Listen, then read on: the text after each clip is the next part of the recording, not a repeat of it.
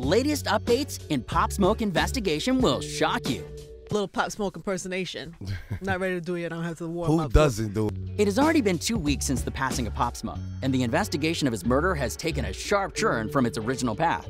Pop Smoke's real name, Bashar Jackson, was only 20 years old at the time of his death, yet he was already the newest superstar to come out of Brooklyn. Jackson lived in the dangerous Canarsie neighborhood and was gang-affiliated with a branch of the Crips by the age of 13. Following the recent tragic death of Pop Smoke has left us all wondering one thing: what really happened to the night of his murder?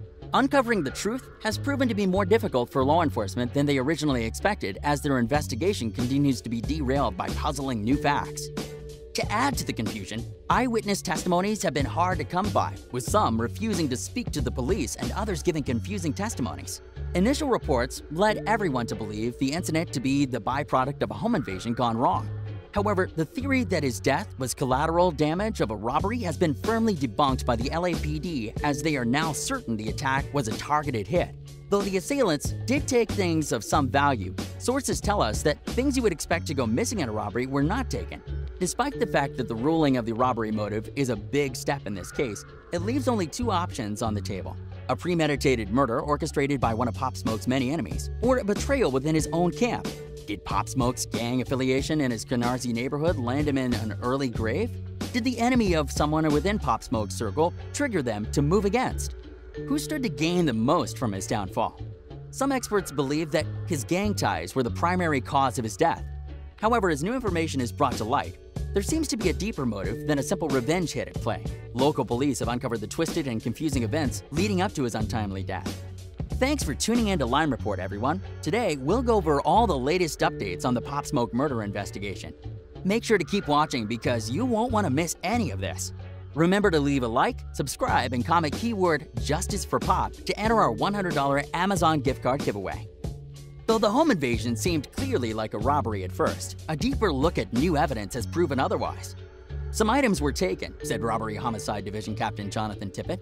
However, the standard signs of robbery were absent, especially ransacking. The home invaders would have to go through some of the house before they found Pop Smoke, but they did not pull the house apart looking for things of value along the way. What then motivated his attackers to kill him in cold blood?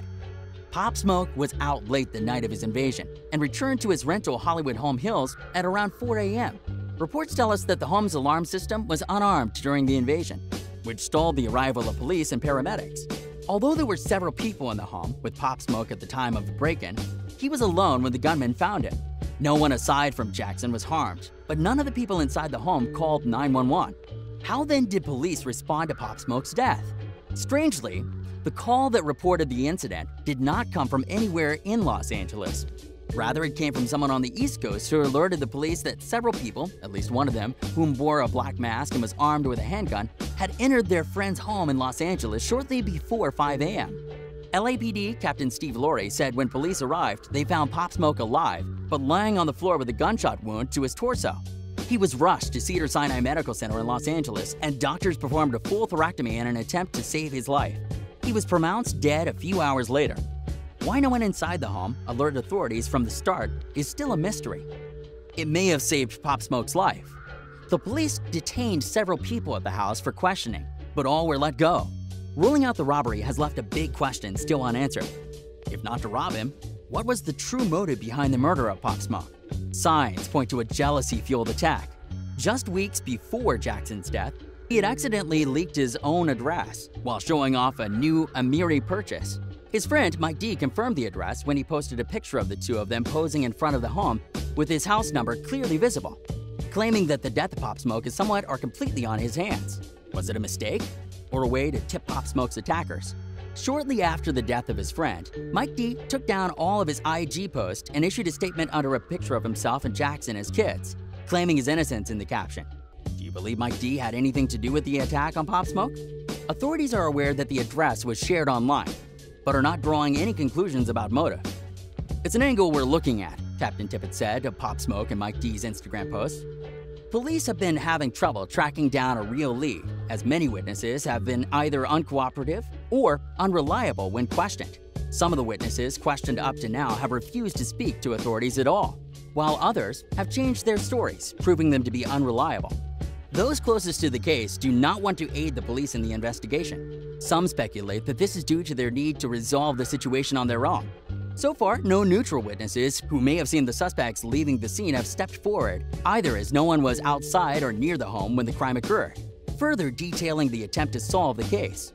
Local authorities have also looked into security footage from around the neighborhood for clues.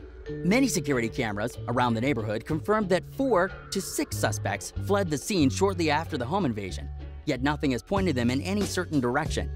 Police have not indicated how many tapes they have acquired or how far along they are in regards to the footage. The tapes have helped them confirm that the number of suspects, based on how many fled through the front door, is at least 4, with a possibility of 1 or 2 others being involved.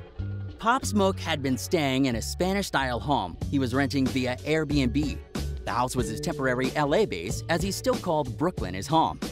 The home is owned by Edwin Arroyo and Real Housewives of Beverly Hills star Teddy Mellencamp, according to property records. Following the death of the young star, the couple released a statement expressing their condolences in an effort to comfort the grieving family. Pop Smoke rose quickly to national fame after releasing the single Welcome to the Party, prior to his debut mixtape. With his rise, he was recognized as the face of Brooklyn's emerging drill scene. Born to Jamaican and Panamanian parents, Pop grew up in South Brooklyn's Canarsie neighborhood. At age 15, he was awarded a scholarship to a Philadelphia prep school for basketball. He was obsessed with cars and bought himself a BMW 5 Series at age 15. While he was heavily interested in other hobbies, Pop Smoke had always been interested in music. He often played drums in church. His launch to success started somewhat by accident. Jackson was deep in YouTube's algorithm when he stumbled upon a beat made by London producer 808 Mello. He bought the track and eventually flew Mello out to collaborate. When he launched the single, it racked up views by the millions, promoting multiple remixes from the likes of Nicki Minaj, ASAP Ferg, and Pusha T. Pop Smoke's death was the latest in what has been a tragic start to the new year after the world had already lost Kobe Bryant. His music put a spin on New York's rich musical history, and his place will be sorely missed. The ambitious artist hadn't even enjoyed a full year of commercial success before his passing. Pop Smoke's debut mixtape, Meet the Woo, was released in July of 2019. His follow-up, Meet the Woo 2, was released just 2 weeks prior to his death. At the time of his death, Pop Smoke was thought to be working on his first full album. The success of both mixtapes inspired Pop to leak information to confirm this theory. The project was to be a joint project with Atlanta-based superstar Quavo, a project that may never see the light of day. He was the new star of Brooklyn, and while short, his life impacted so many artists in the industry.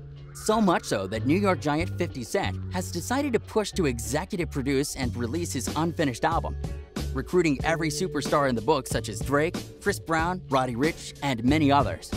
The Queens-based legend expressed his grief in an IG post of himself and Pop Smoke partying during Super Bowl weekend with the caption, "No such thing as success without jealousy. Treachery comes from those who are close.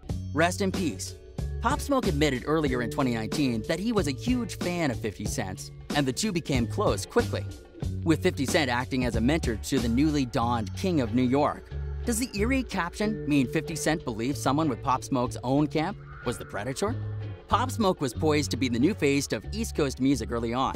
He made strong moves, such as signing the Victor Worldwide, a branch off of Republic Records. His collaboration with industry titans such as Travis Scott, Nav, and Gunna showed just how promising his career already proved to be. Though it wasn't always so easy for the Brooklyn rapper, last fall he was pulled from the lineup of the New York Rolling Loud along with a few other rappers because NYPD had reason to believe the artists were involved in recent acts of violence citywide. Pop Smoke occasionally ran into trouble with the law. At one point, he was ordered to wear an ankle monitor and put on house arrest as a result of a weapon charge.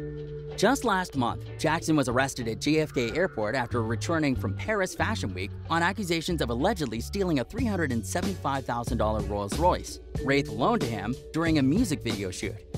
Pop Smoke led a life that started very low, but with hard work and a unique style, he made his way to the top in a short amount of time. While we still at this time don't know who killed the late Bashar Jackson or frankly why, but we do know that this was no accident. Someone wished death upon Pop Smoke, and with a little bit of bad luck and timing on his part, his enemies got their wish. Do you think you know who killed Pop Smoke? Did rival gang members put the effort in to take their enemy down? Or was there a betrayer among the friends and family Pop Smoke trusts with his life? Let us know in the section below, and remember to leave a like, comment keyword Justice for Pop, and subscribe to enter our giveaway for a chance to win a $100 Amazon gift card.